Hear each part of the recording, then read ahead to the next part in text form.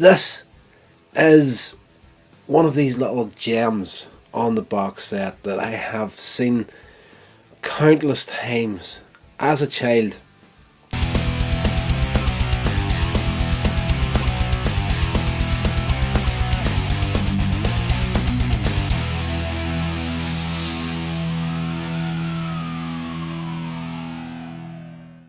We're doing Laurel and Hardy in this episode again. This is Hog Wild from 1930. Just wanted to check the year on the box there.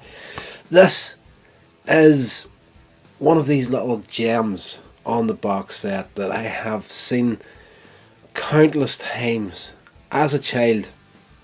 But when I sat down to watch it this time, I didn't connect the name of the movie to the content of the movie.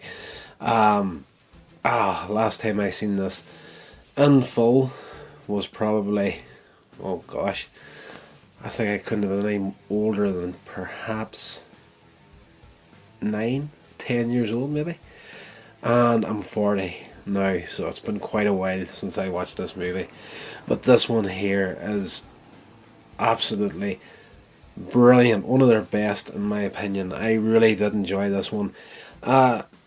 Starts off, Oliver is, they always started off a little bit of writing on screen about Oliver and what he's like as far as the movie goes, and what Stanley is like. It starts off with, Oliver starting to lose his memory, and then it says about Stanley. Stanley, on the other hand, doesn't have that problem. In fact, he didn't have a memory to lose in the first place. So, Oliver, at the beginning of this film, is going crazy in the house, trying to find his hat, and he's racking about on it in the bedroom. His wife and housekeeper, servant girl, whatever you want to call her, in this film, are in the dining room, and Oliver bursts out and he's like, "Where's my hat? You always hide my hat. I can't find it anywhere." The whole time he's wearing the hat. And of course he starts screaming at the servant, as he calls her in the film, "Have you seen my hat?" And she doesn't know what to say because, she's the housekeeper, servant, whatever. She doesn't want to step out of line by saying, like, it's on your head, you idiot. And his wife steps in and says, "Of course she knows where your hat's at," and tells her, "You can leave now." And Oliver's still giving it death that, "If I don't find this hat, I'm going to leave this house and never darken the doors of it again." And just as he says that, he sees his reflection in the mirror, realises it's on his head, and his wife has her back turned at this stage, so he takes the hat off and stuffs it up inside the back of his jacket. And she turns around, realises what he's doing, and he's like, "I'm going to look for this one more time, and if I don't find it, have a care." And he stamps off into the other room, into the bedroom again, comes out a few seconds later holding this hat. He doesn't want to admit that he's wrong. And so he gets this hat and he's getting cleaned up and he's ready to head off somewhere, and the wife asks him, "What the heck are you doing?" "I'm going to meet Stanley." And she says, "You're not going anywhere until you put the aerial up on the roof of this house." And this is just what the entire movie is about from this point on. It's a little short film, and he's made to go put an aerial on the roof of the house. Stanley turns up, tries to help him out. I'm not going to get into the real detail on what happens in this section of the movie. I actually just wanted too much detail at the start here. Wasn't needed whatsoever. All the slapstick brilliance happens on the roof of the house as they're trying to erect an aerial. And there's one of the most, in my opinion, one of the most iconic falls in the entire history of Laurel and Hardy. There's a little tiny pond, not even a pond, it's just like a little garden pond, small garden pond. That is a friggin' pond, idiot. But this thing is probably only about 7 to 8 feet in diameter, and it's just in the corner of the house. Kind of like in an L shape, and a couple of times in the film, Oliver manages to fall off the roof of the house and into this pond. The first time he does it is absolutely brilliant. Head first straight into it. The camera angle of him hitting the water is from the roof of the house, and he comes down past the camera, and you actually see him get on the head first into this little thing. And as the camera, the next shot is from the ground looking in towards, and he rolls over, and the water is only maybe 7 or 8 inches deep.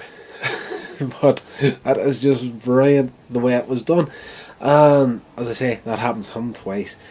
And when they're just about finished with this aerial, the way it is the two ends of the roof, they've got 2 poles and a string running between each pole, but they have to connect the aerial to the string in the centre. So of course, not doing it right at all.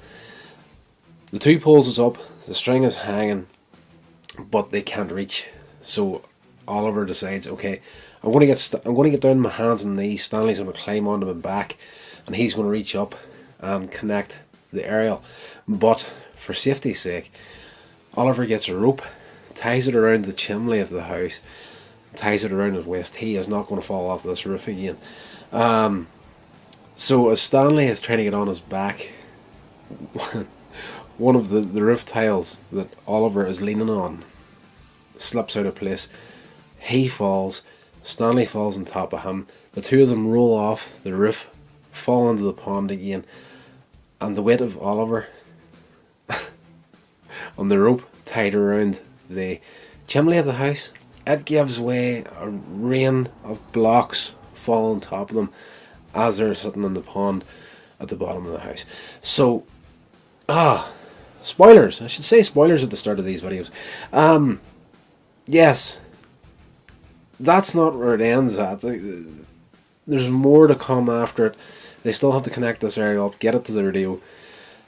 So Oliver goes up on the roof of the house again. He's going to drop the connector down to Stanley in the house to connect everything up. He ends up falling through what's left of the chimney, ends up in the fireplace. And the wife at this point is like, I think he should just give up, let this radio go. And at this point, Oliver has just, I'm going to do this if it's the last thing I do. So once again, they're out to go up onto the roof. I should say the ladder that they are climbing up onto the roof on is climbing up onto the roof on. That is terrible, England. They have the Model T Ford sitting at the side of the house, and they've got a board across between the driver's seats and the back seats. The Model T Ford's no roof, obviously, and the ladder is sitting on this board on top of the car up on the roof. So again, Oliver's going to go to the roof, tell Stanley to get into the house to, get this connector sorted out, and if you screw up this time, I'm going to break your neck. So as Oliver is climbing up onto the roof, or trying to get to the ladder to climb to the roof of the house, Stanley, on the bottom of the Model T, accidentally knocks the emergency brake off, and the car starts, gliding down the side of the house, and Oliver is on, pretty much the top rung of the ladder at this stage, not close enough to get onto the roof. So he's trapped in this ladder as it's going across the end of the house, and you're fully expecting that once he gets to the end of the house and there's no house left for the ladder to lie against, he's just going to fall straight to the ground. Not the case, as in the wonderful, wacky, brilliant world of Laurel and Hardy. Stanley ends up on the Model T, steering it with one hand, holding the ladder with the other, and Oliver is balancing in mid-air, and the car's like flaking down the middle of the street. They're going through the town. They're, missing other cars and things by inches. They finally come to a stop in the middle of the town against a double-decker bus, and just as they're about to stop, of course, what we were expecting to happen at the end of the house, at the start of the sequence, happens at the front of the bus. The ladder gives way, Oliver falls into the street. And yes, I am completely destroying this for you again. So that, this is in the final moments of the movie, and I had completely forgotten about how this film finished, and it's a sequence I seen hundreds of times as a kid. There is, I believe, I have referenced this before on the show while talking about Laurel and Hardy. There's like a best of documentary sort of a thing about the wacky world of Laurel and Hardy. I believe it's actually called the crazy world of Laurel and Hardy. It's like a compilation, a feature-length compilation of some of their best parts, and this ending sequence was in that there. So I had seen that countless times. That was my first introduction to Laurel and Hardy. Phone, will you stop beeping? I am trying to record an episode. Thank you. You're probably hearing that as well. I am hungry. My stomach is rumbling. Yes, at the end of this movie, if you haven't seen, I believe, my thoughts are all over the place. The crazy world of Laurel and Hardy was referencing that. I don't believe that's part of this box set, but it was at one point on YouTube, so look it up, watch that if you haven't seen Laurel and Hardy before, you know nothing about them. The new Stan and Ollie movie is just out in VOD, DVD. If you don't know who they are, you're interested in seeing that film and you want a little catch up on who they are before you go and check that out. The Crazy World of Laurel and Hardy is the stop to take before you go and watch that movie, because it is, as I said, a fantastic introduction to them. So, yes, at the end of this film, the Model T Ford is now parked with its nose tied up against a streetcar, tram, whatever you want to call it. And Oliver and the wife get in to go home after the bombshell. She turns up and tells him, you may forget about this, Ariel, for the radio. And he, once again, is like, I'm not giving up on this here. If it's the last thing I do, I'm going to get that radio to work. She's in tears, and he thinks that she's all heartbroken, that he almost died on top of the car, and almost got run over by a bus at one point. And she's like, I'm not crying for you. The man came and took the radio back. They hadn't been keeping up in their payments, and the bailiff turned up, took the radio away after everything he's been through in this short film. He ends up with no radio at all. So they get into the Model T to leave. Stanley's trying to get it started, and she's in the back seat and she's snivelling and crying and getting on.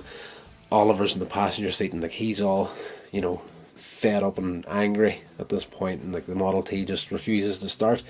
And in the background, as I say, the Model T is parked nose tight against a tram, streetcar, whatever you want to call it, and you can see the tracks behind the car leading up the street, and you can see another tram coming, tearing round, and that's coming on closer and closer and closer, and it cuts to, the public standing watching, and they're covering their eyes, and you can hear the screech and the crumpling bang. And as we cut back to the Model T, it's now wedged between the two trams, but it is squeezed up in the air. So instead of them sitting at the usual 3 to 4 feet off the ground, in this Model T they're now sitting at 6 to 7 feet in the air, because everything has just been, the front and the back has now been compressed and tight, and everything in between is up in the air. And the tram guy that hit them opens up his window, and he's just like, get that thing out of here.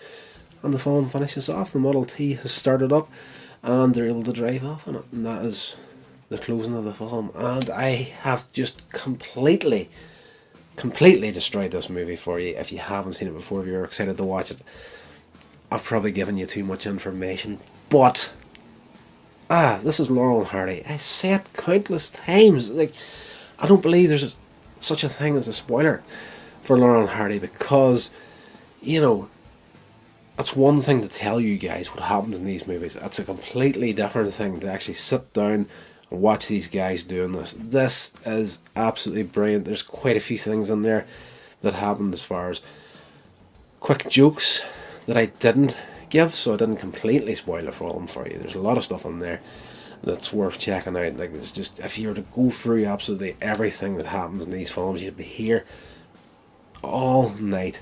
So definitely go check out Hog Wild. It is brilliant.